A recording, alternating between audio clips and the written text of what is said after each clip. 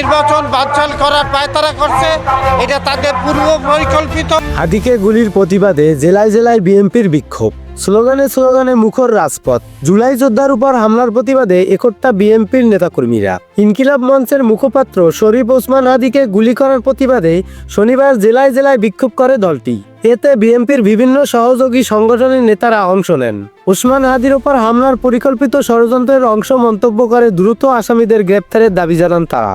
বিক্ষোভ সমাবেশে বিএনপি নেতারা অভিযোগ করেন, নির্বাচনকে বানচাল করার জন্য একটি মহল পায়তারা করছে।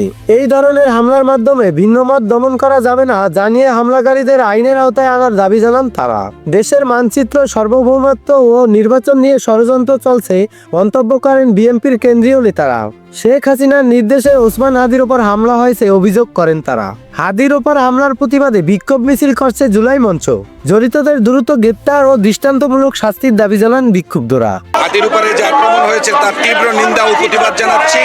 সৌরভ হালদার, কর্ণভোকাল সংবাদ।